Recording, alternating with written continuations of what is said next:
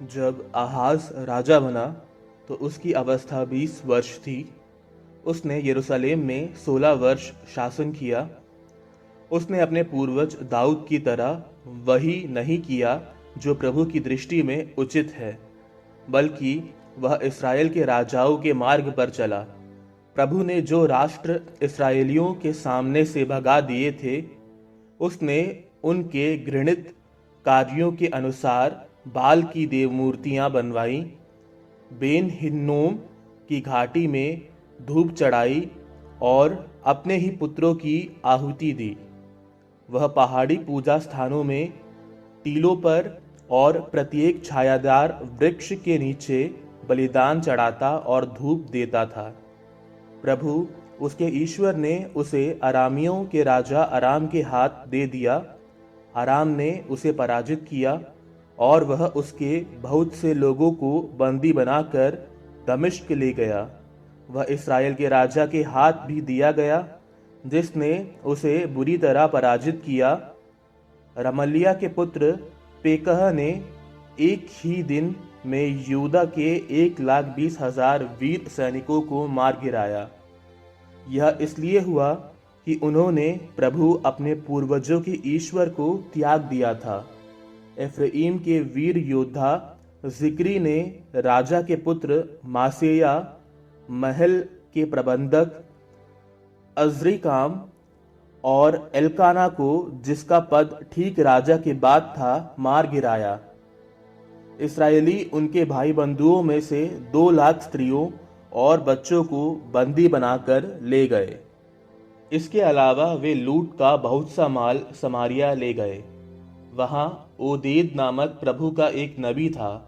वह उस सेना से मिलने गया जो समारिया लौट रही थी और उससे बोला, प्रभु तुम्हारे पूर्वजों का ईश्वर यूदा पर क्रुद्ध था, इसलिए उसने उन्हें तुम्हारे हाथ दे दिया। तुम लोगों ने उनकी हत्या इतनी क्रूरता से की कि उनकी आह स्वर्ग तक पहुंच गई। और अब तुम यूदा और यरूशलेम की यह संतान अपने दास दासियां बनाने की सोच रहे हो। क्या तुम समझते हो कि तुम प्रभु अपने ईश्वर के सामने निर्दोष हो? मेरी बात मानो और उन बंदियों को वापस कर दो जिन्हें तुमने अपने भाई बंधुओं में से बंदी बना लिया है, नहीं तो प्रभु का क्रोध तुम पर भड़क उठेगा। तब एफ्राइम के कुछ नेता अर्थात यहोहानान का पुत्र अजर्या, मशिल्लेमोत का पुत्र बेरेक्या, शल्लूम का पुत्र यहिजकिया और हदलै का पुत्र अमासा लौटे हुए सैनिकों के सामने जाकर उनसे कहने लगे, उन बंदियों को यहाँ मत लाओ, नहीं तो तुम लोग प्रभु के सामने हमें दोषी बनाओगे। तुम हमारे पाप और अपराध बढ़ाना चाहते हो, जबकि इस्राएल का अपराध बहुत भारी है और हम प्रभु की क्रोधाग्नि के शिकार हो चुके हैं। इस पर सैनिकों ने नेताओं और सारे समाज के सामने बंदियों और लूट के माल को छोड़ दिया। अब वे लोग बंदियों की सेवा करने पास आए जिन्हें इस कार्य के लिए नाम से नियुक्त किया गया था। उन्होंने उन सबको जो नंगे थे लूट के माल में से वस्त्र दिए, उन्हें कपड़े और जूते पहनाए, उन्हें खिलाया पिलाया और उनके घावों के लिए मरहम दिया, और जो निर्बल थे उन्हें गधों पर खजूर नगर यरीको तक उनके भाई बंधुओं के पास पहुंचा दिया। इसके बाद वे स्वयं समारिया लौट गए। उस समय राजा आहाज ने अस्सूर के राजा के यहाँ सहायता मांगने के लिए दूत भेजे। एदोमियों ने यूदा पर फिर आक्रमण किया, उसे पराजित कर दिया और वे बंदियों को ले गए। फिलिस्तियों ने यूदा के निचले प्रदेश के नगरों और नेगेब प्रदेश को लूट लिया। उन्होंने बेत शेमेश, अय्यालोन, गदेरोत, सोको और उसके आसपास के गांव, तिम्ना और उसके आसपास के गांव तथा गिम्जो और उसके आसपास के गांव अधिकार में कर लिए और स्वयं वहां बसने लगे। यह इसलिए हुआ कि प्रभु ने इस्राएल के राजा आहाज के कारण यूदा को नीचा दिखाया, क्योंकि राजा ने यूदा में अधर्म को बढ़ावा दिया और वह स्वयं प्रभु से विमुख हो गया।